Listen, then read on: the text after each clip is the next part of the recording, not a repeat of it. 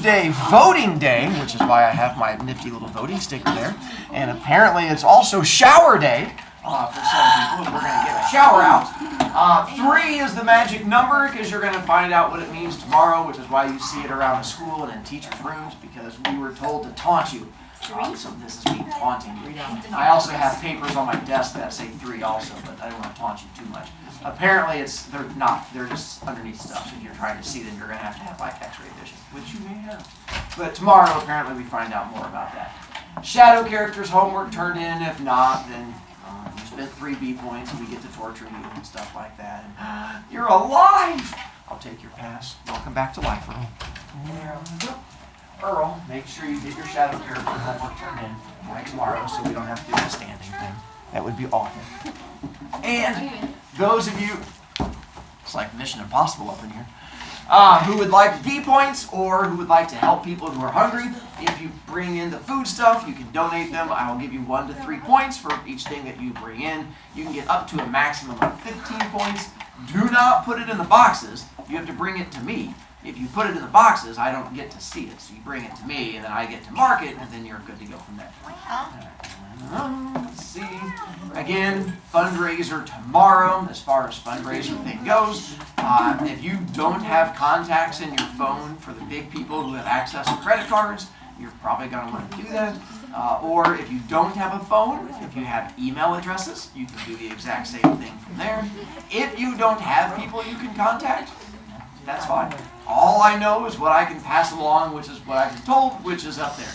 So tomorrow I find out just as much information as you. I don't know if you get the prizes tomorrow. I have no idea about any of it. So hopefully something entertaining. Mr. Bro, we have a question about that. Tyler. So like, all you gotta do is like text your mom or your dad or something and tell them to give you money, and then you'll get money and you'll get a prize. You don't get money. Are you? It doesn't go to you, it goes to the school, but yeah, I think that's pretty much So it. do we have to bring in their credit cards? No, you don't make that. Oh my gosh, you're so stupid. They like give you money. You just send them a link, and they sign up on the link, and they put their credit card in. Or, if you want to bring in just a stack of credit cards, and then you just put them down on your desk, and we get to pick them out, we can play that game too. Okay. Can I give you a Starbucks? So it has to be credit cards? I don't know. I'm rich. So. Maybe bank account information. Hi, Rylan. What? The one you find out about tomorrow?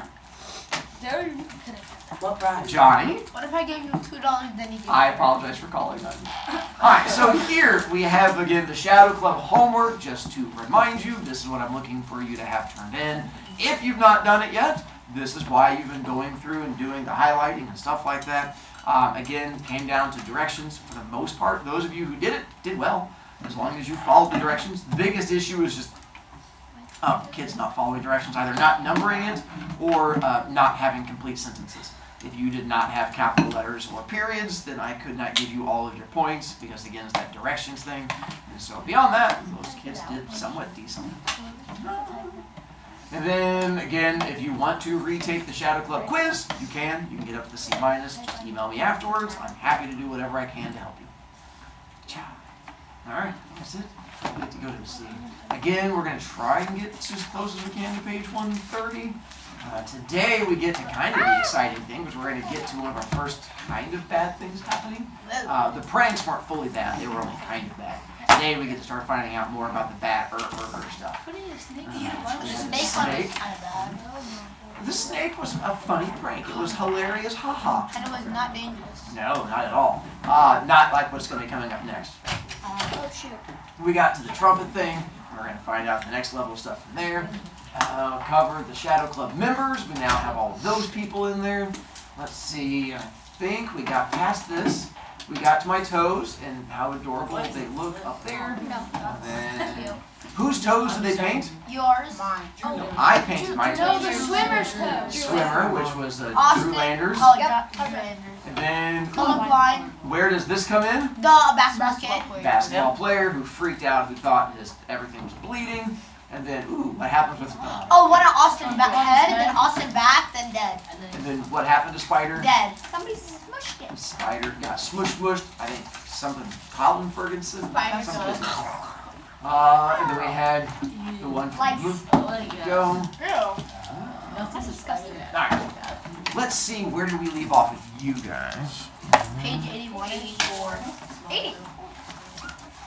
Yeah, 84. 84. 84. So we got, actually, we got the farthest with you guys. I already went to 84 once. Who would have thought?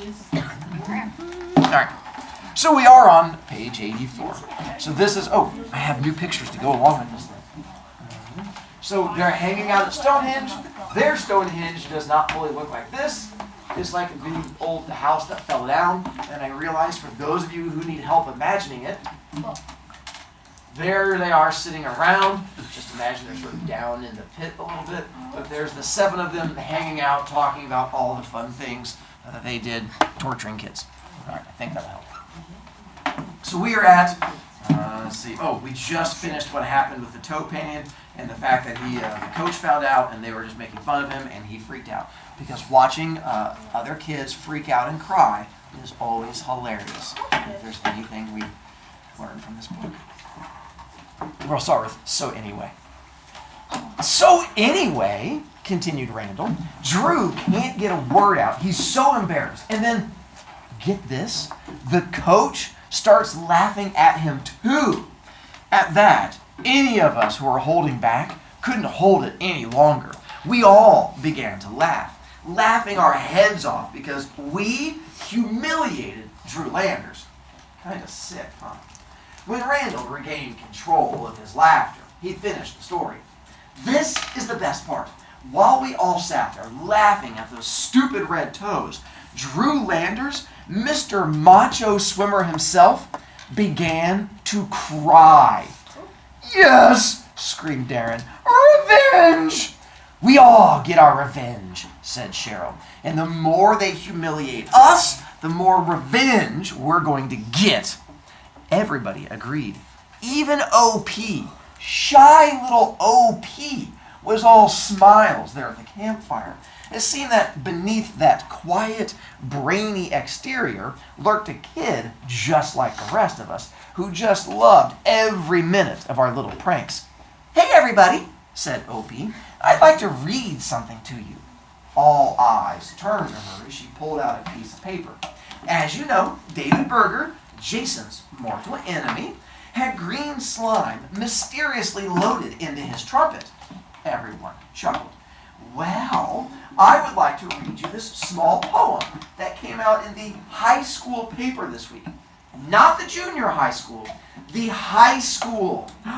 We made the big time? Listen to this. She unfolded the newspaper clipping and began reading. The team was on the field and victory was at hand. Yes, everything seemed wonderful. Then David slimed the band. He did it with such style and grace, you'd think that it was planned. Not one musician got off clean when David slimed the band. The flutes were sprayed with sticky goo, their players filled with scorn. The band leader got slimed on too when David blew his horn. The football players turned their heads and heard the band all say, there is no doubt we are grossed out, as they all ran away.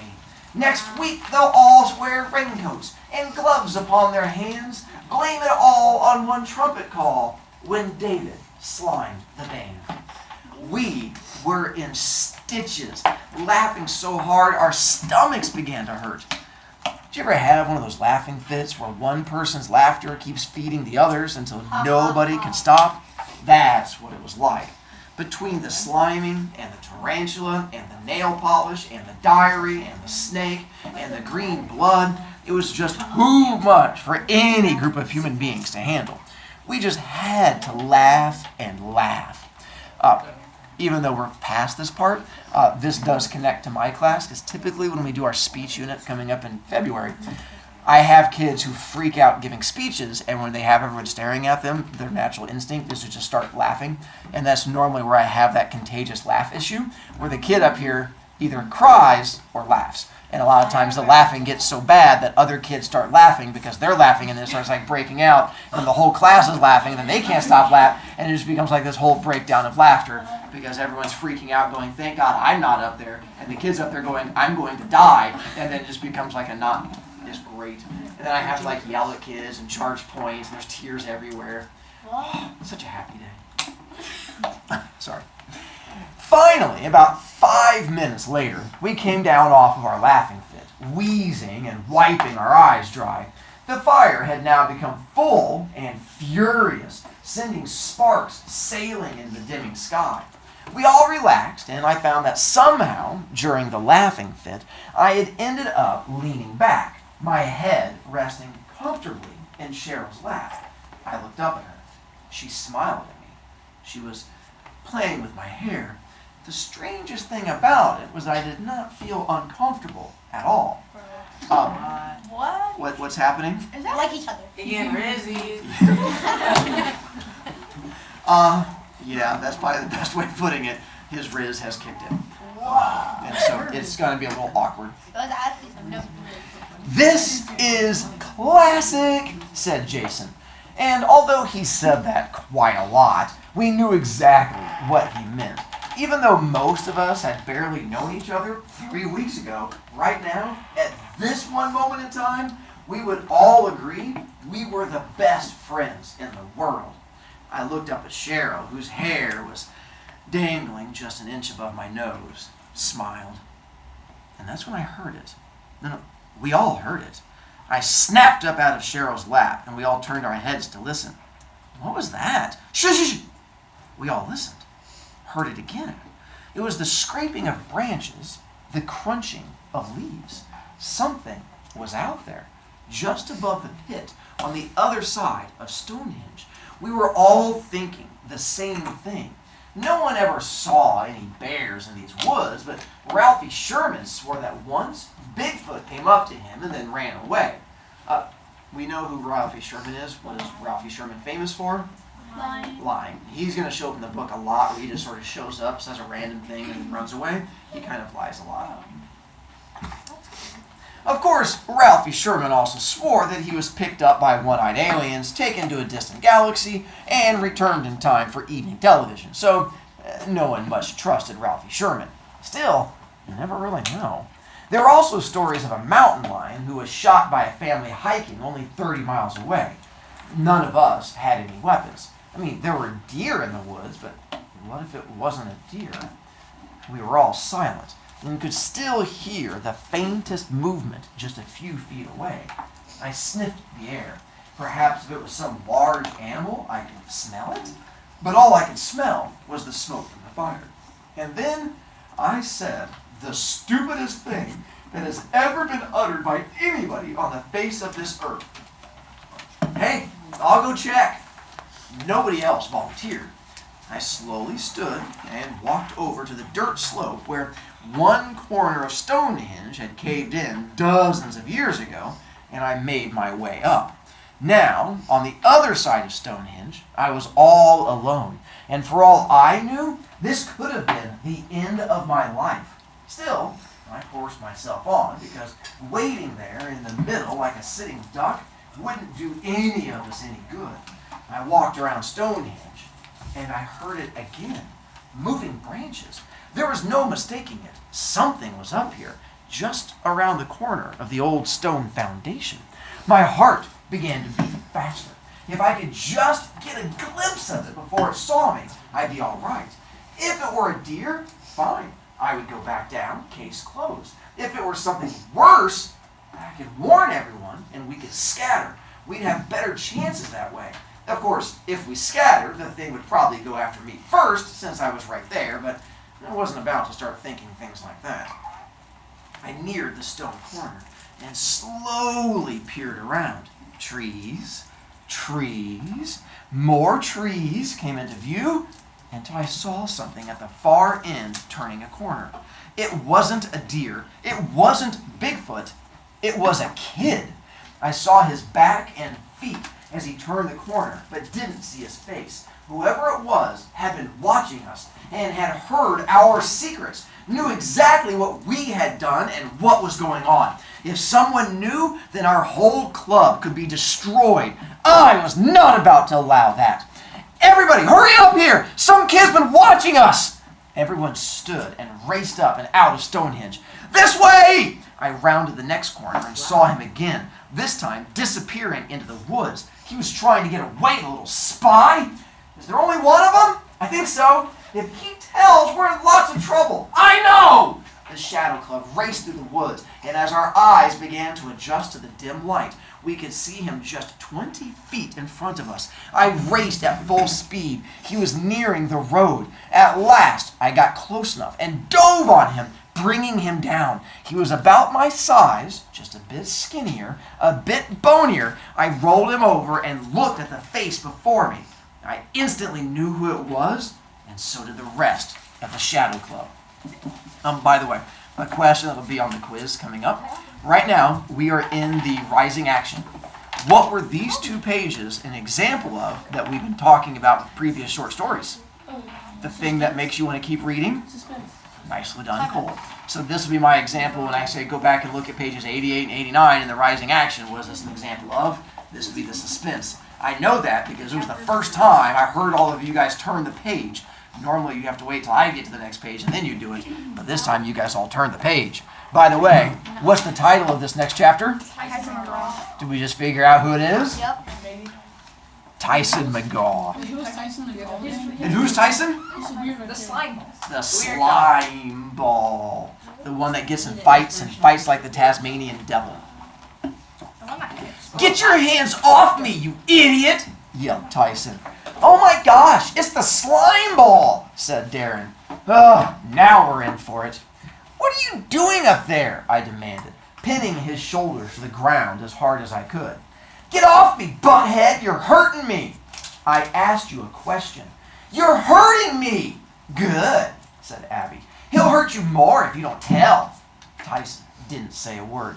I'm warning you, Tyson. We have ways of making you talk, and you won't like any of them. I didn't see anything. Bull. Bring him back to Stonehenge, said O.P. To Stonehenge, echoed the rest. Yeah, bring him back to Stonehenge. And that's just what we did.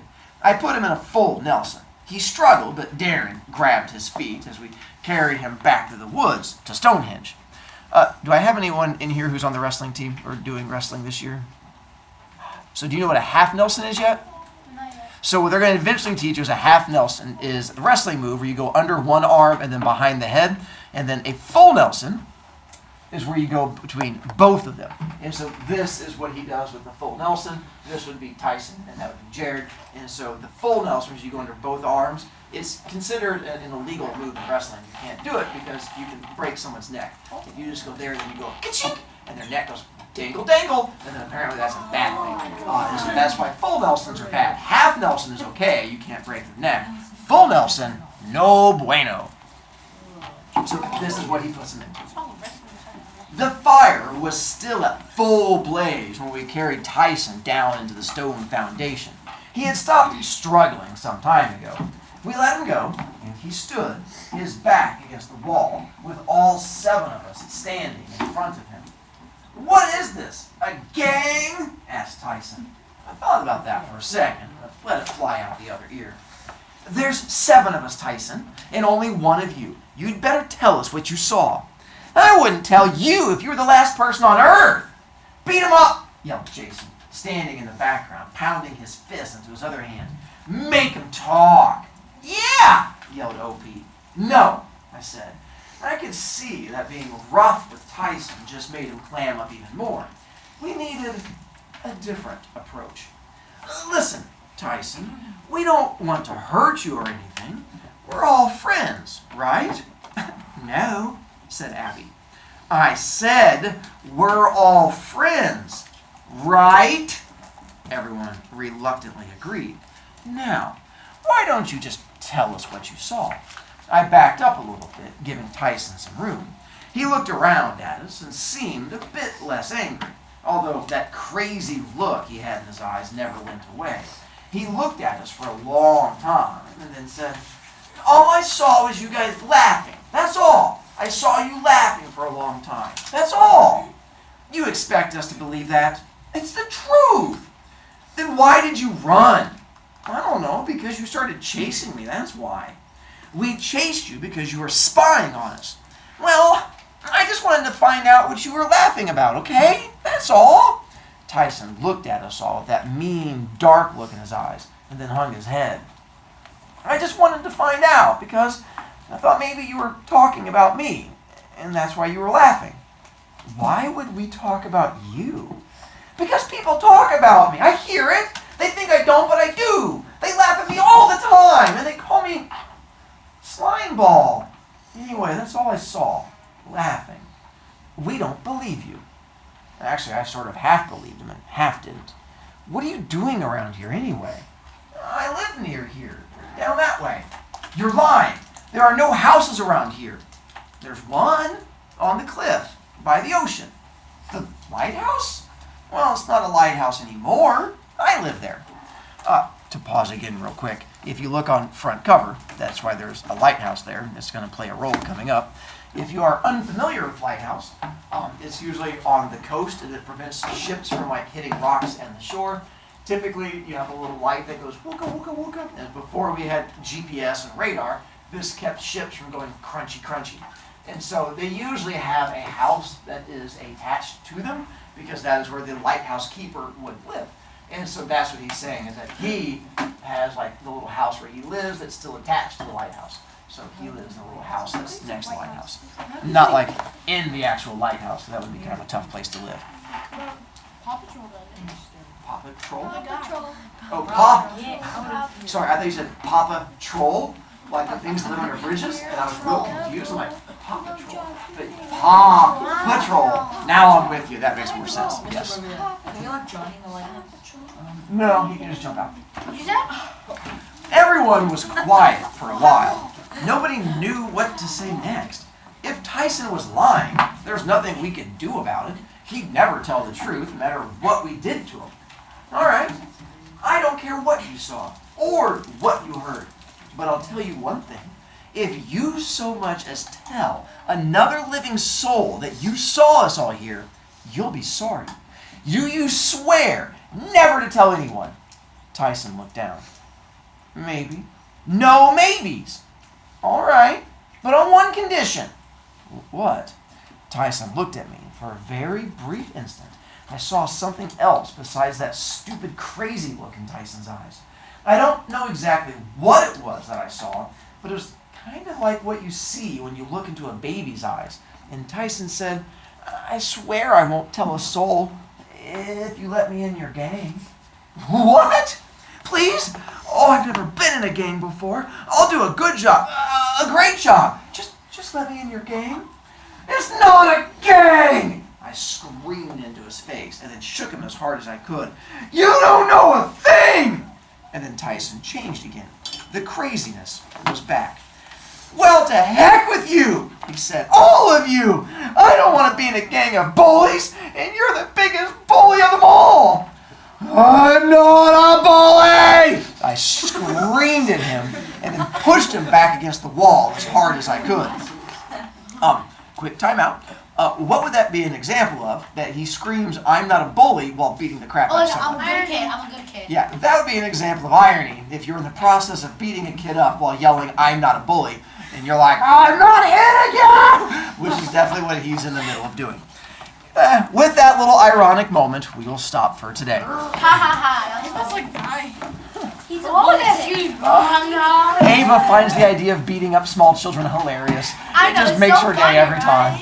That's why she wants a shower shout out. Because she just feels, you feel dirty after laughing about that poor kid getting beat up. I understand. Can you what? Sure. No,